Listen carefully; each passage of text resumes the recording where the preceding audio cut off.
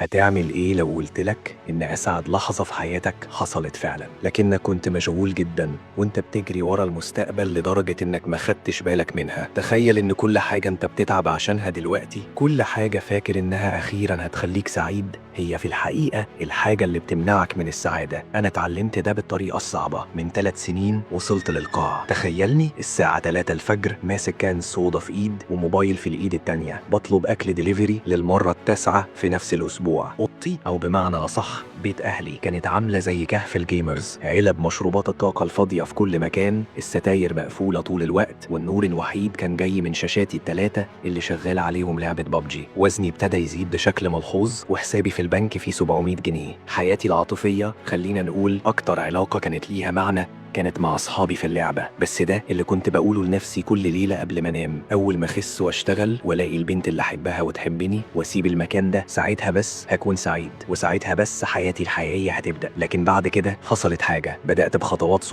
صغيرة قوي. بدلت كان ريد بول واحدة بكوباية مية، ومشيت 10 دقايق حوالين البيت يوميا، وقدمت على وظيفة واحدة كل يوم. كل إنجاز صغير كان بيخليني متحمس، قلبي كان بيدق جامد وأنا بضغط على زرار إرسال في طلب الوظيفة. كنت بحس بإثارة غريبة لما بمشي مسافة أطول من اليوم اللي قبله. الاكتشاف الحقيقي جه من أكتر مكان مش متوقع، هوسي بالألعاب. كنت ممكن أقعد شهور بدور على أقوى سلاح وأحسن لبس، وكنت بقول لنفسي أول ما أوصل لأنك عالي وأجيب السلاح الأسطوري ده هبدأ فعلا أستمتع باللعبة. طب وإيه اللي حصل بعد كده؟ جبت السلاح ونزلت في بوشينكي ووقفت أتباهى بيه ليوم واحد، يوم واحد بس. بعد كده ما حسيتش بفرحة. المتعة عمرها ما كانت في إنك تمتلك الحاجة، لكنها كانت في مغامرة الحصول عليها. وبعد سنة ونص وزني نزل بشكل كبير، اشتغلت شغلانة كويسة ولقيت البنت المناسبة ونقلت لشقتي الخاصة. كنت بعيش الحياة اللي كنت بحلم بيها وانا في بيت اهلي. لكن بعدها بدأت احس بنفس الفراغ اللي جالي قبل كده، نفس الفراغ اللي حسيته لما جبت السلاح الاسطوري. ساعتها بس فهمت اني كنت اسعد في اول تمشية حوالين البيت،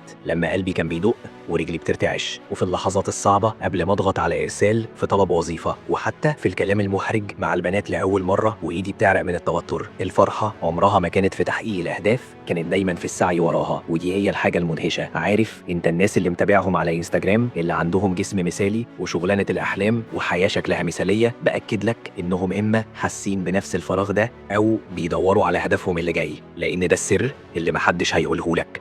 مفيش خط نهاية، مفيش نقطة فجأة هتلاقي السعادة الأبدية فيها. طب وإيه الحل؟ حاجتين.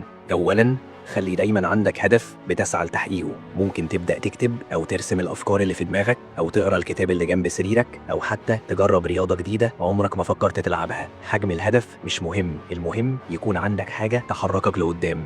بس الحقيقة الأكبر من كده، ودي أهم حاجة، بطل تستنى عشان تعيش. الصوت اللي في دماغك اللي بيقول هكون سعيد لما، هو بيكذب عليك. حياة أحلامك مش في المستقبل، هي في اللحظات الصغيرة اللي بتتقدم فيها، في الانتصارات البسيطة وفي دقات قلبك وانت خارج منطقة راحتك. بكرة الصبح تقدر تصحى وتعيش حياة أحلامك، مش عشان هتمتلك كل شيء عايزه فجأة، لكن لأنك هتدرك إن حياة أحلامك هي في السعي وراها، هي في الرحلة نفسها، في تطوير نفسك للأحسن، في الانتصارات الصغيرة كل يوم، وحتى في الإخفاقات والصدمات اللي بتقويك. وفي كل الأحوال، شكراً إنك كملت معايا للآخر، وأشوفك في الفيديو الجاي.